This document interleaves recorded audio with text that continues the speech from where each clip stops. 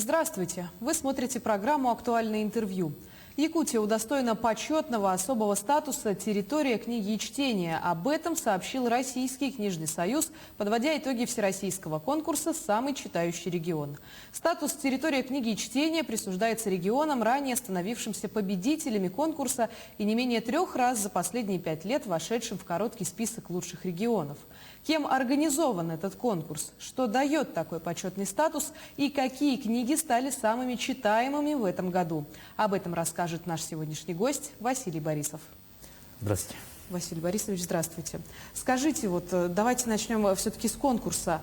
Кем он организован и каков опыт участия нашей республики непосредственно в нем? Конкурс называется «Самый читающий регион», а организатором является Российский книжный союз. Конкурс проводится с 2015 года. Это был год литературы в Российской Федерации, да? Такой тематический год был. Наша республика в этом конкурсе начала участвовать с 2019 года. И, собственно, в первый год республика вошла в шорт-лист, короткий список победителей. И стала, соответственно, можно сказать, лауреатом, да, вошла в тройку. По итогам конкурса 2020 года регион признан победителем. Когда регион занимает первое место, присваивается звание «Литературный флагман». И вот буквально позавчера ночью, по-моему, стало известно, что и по итогам конкурса 2021 года наша республика вошла в короткий список. Соответственно, в соответствии с положением конкурса, в таком случае за регионом прикрепляется такое почетное звание «Территория книги и чтения». Таких, значит, регионов по всей Российской Федерации было двое, стало 3 региона, да? Это Санкт-Петербург и Ульяновская область и Республика Саха-Якутия. Но этот почетный такой статус, он показывает уровень поддержки, да, чтения, потому что в рамках этого конкурса оценивается очень много показателей. Там не только библиотеки, но и книгоиздательская деятельность, государственные программы, государственная политика, которая направлена на поддержку чтения. Скажите, а такой почетный статус «Территория книги и чтения», что он все-таки дает? Во-первых, это, наверное, показатели результатов работы, да, всей системы, которая касается книги, да, всех книжников, скажем. И этот статус, он остается постоянно, и получается, это некое такое знамя, которое несут все люди, которые сопричастны к книге. Уже за республикой этот статус будет всегда, и он будет, соответственно, нас подталкивать, да, к дальнейшему такому развитию, скажем так. Василий Борисович, а какой проект вошел в заявку конкурса и кто принимал в нем участие? В 2021 году мы вошли, в нашу заявку вошел проект «Пространство чтения Арктики». То есть в 2021 году заявка была направлена именно в сторону литературы коренных малочисленных народов северных территорий, направлена вообще на бытование книги, да, в северных арктических регионах. И в рамках данного проекта было проведено очень много мероприятий, конкурсов, каких-то образовательных, да, мероприятий, акций. Все это длилось в течение года. И вошло в эту нашу заявку. А участвовали тут все, да. Во-первых, все библиотеки республики, 502 библиотеки. Потом, значит, все книгоиздательские, книготорговые организации, их деятельность тоже учитывается. И, соответственно, органы власти, да, правительства республики тоже в рамках той же госпрограммы развития культуры. Василий Борисович, раньше в народе ходило такое выражение, что Советский Союз самая читающая страна только потому, что в очередях больше нечем заняться. Но сейчас-то в 2021 году очередей нет. Неужели у нас действительно читают? И какие у нас перспективы в регионе обстоят со чтением? Проблема, которую вы поставили, она совершенно настоящая, актуальная, она существует, да, просто потому что чтение же это такой процесс, который, толкает к размышлениям, да, к уединению. Грубо говоря, должно быть достаточно много свободного времени. Сейчас с развитием интернета, когда жизнь стала быстрая, тут, скорее всего, изменяется именно материальный носитель. То есть люди также читают, но они читают с гаджетов, допустим. Это я могу откровенно, совершенно уверенно утверждать. Допустим, если говорить про цифры, то по итогам 2019 года книговыдача, есть такой показатель в библиотеках, значит, сколько раз книгу открывали в электронной библиотеке. Там было больше 400 тысяч. И мы думали, Какие книги чаще открывают? Это все-таки какие-нибудь научные справочники, и сюда мы можем отнести тех, кто занимается наукой, студентов и преподавателей, или это больше художественная литература, или нечто другое? Ну, тут ответ будет долгий. Просто если говорить про ту же электронную библиотеку, ну, потому что коронавирус, да, поэтому мы говорим про электронную библиотеку. Конечно. Вот, 2019 год 400 тысяч, по итогам 2020 года по 3 миллиона. Ну, рост просто колоссальный. Да, это можно связывать с ограничительными мерами, да, но в то же время это показывает, что чтение-то оно есть на самом деле. Что именно читает, тут вопрос такой тоже немножко интересный, потому что в электронной библиотеке, национальной библиотеке, это крупнейшая электронная библиотека, ну, в республике-то уж точно, порядка 60 тысяч оцифрованных книг, статей, журналов, газет, да, ну, прочего материала, скажем. Но если вы скажете, что могу ли я, допустим, оцифровать того же Гарри Поттера и поставить его в открытый доступ в своей электронной библиотеке, ну, в нашей электронной библиотеке, такой возможности нет. Это запрещает закон об авторском праве, да, Гражданский кодекс, часть 4, потому что вот это дело, оно же все-таки монетизируется, то есть Джоан Роулинг на этом зарабатывает деньги, а если библиотеки будут предоставлять эти книги бесплатно, тут уже возникает, ну, вопрос возникает. Соответственно, тот контент, который сейчас в электронной библиотеке, он такой: или он свободный от авторского права, или нам правообладатели дают разрешение, чтобы мы это оцифровывали, или мы с ними, ну, по заказу читателя еще можем оцифровывать. Но эти книги могут открываться только все на библиотеке. К чему вся эта тирада, да? То есть, если мы будем оценивать вот популярную книги, которые в электронной библиотеке, там, ну, степень выборки будет маленький, да? А в то же время, чтобы вот эту часть нивелировать, мы своим читателям предоставляем доступ в Литрес, да, и в другие платные ресурсы. Они платные на самом деле, но за наших читателей платим мы. Библиотека платит, и наши читатели могут бесплатно уже читать современную, вот, прям современную, хорошую, востребованную литературу бесплатно тоже, через сайт нашей электронной библиотеки. Поэтому я могу сказать так: в электронной библиотеке, национальной библиотеке самые востребованные книги, которые в топе по книговыдаче, это якутская классика, да? Тот же Тагандархан. Он очень популярен. А если мы будем говорить что-то вроде Стивена Кинга и прочих современных популярных писателей, они тоже пользуются колоссальной популярностью, но наши читатели имеют возможность с ними работать из других источников, ну, через нас. Но дело ведь еще зависит в переводе книги. Например, версия произведения Стивена Кинга, скажем, печати 92 года от 2021 будет несколько отличаться благодаря редакторским правкам. Здесь можно как-то отследить это дело?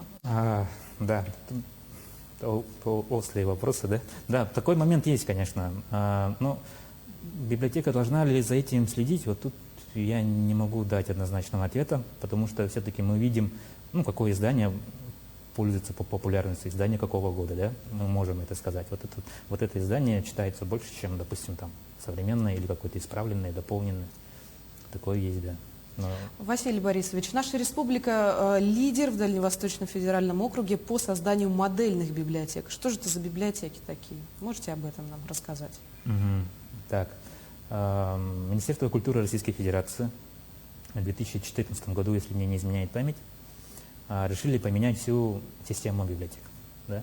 Ну, раньше была такая позиция библиотекаря серии мышки, там все очень, ну, тихо, там время не двигается особо. Да?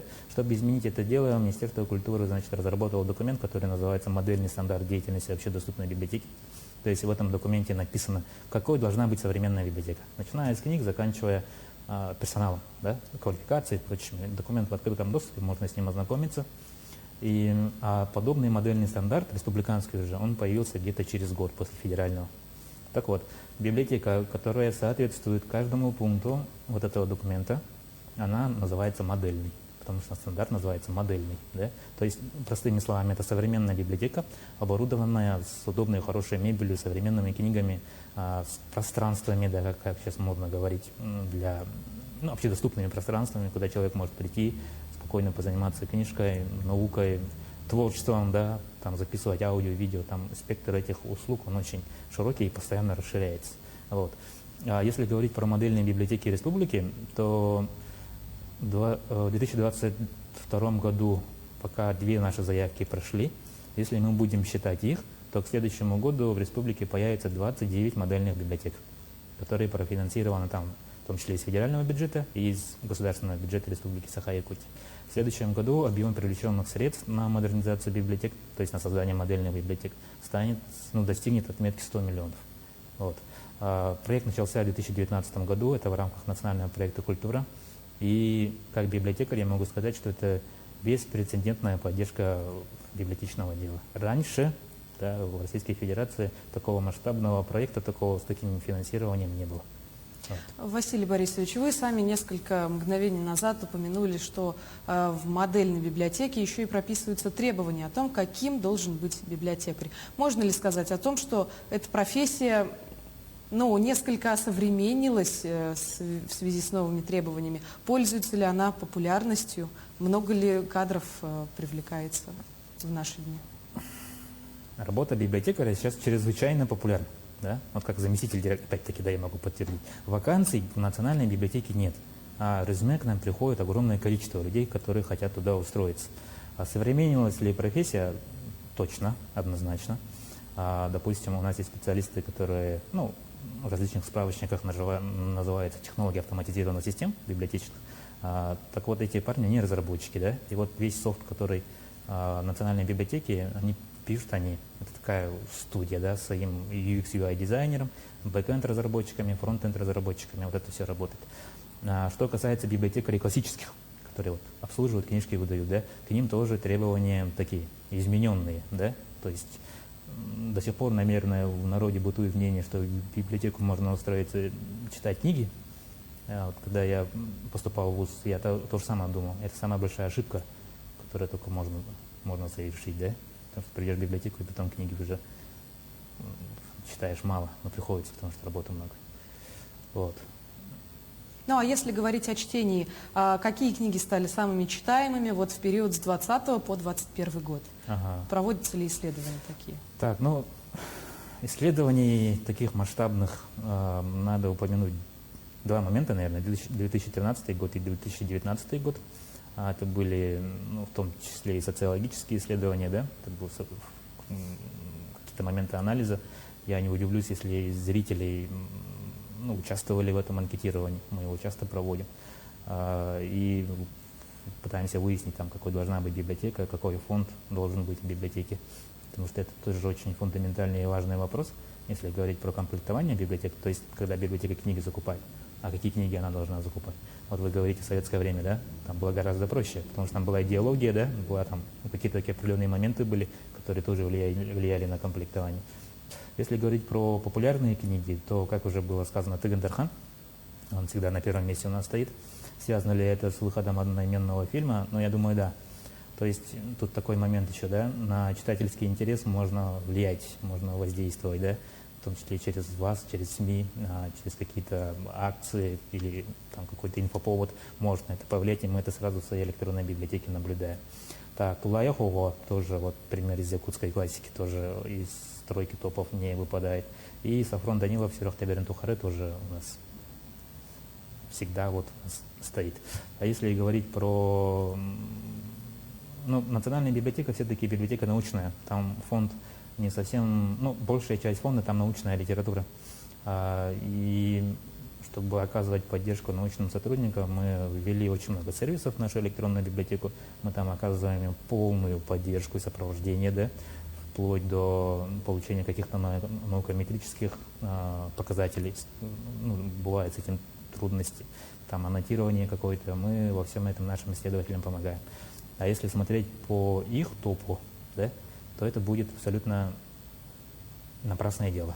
Потому что у каждого исследователя есть та область науки, которая его интересует, она у всех разная. Да? Соответственно, там сказать, среди научного сообщества популярность пользуется эта книга, я думаю, это будет, по крайней мере, сложновато.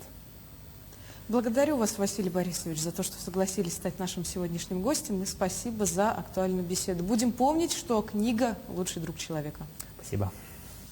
Напомню, вы смотрели актуальное интервью. Берегите себя. До встречи.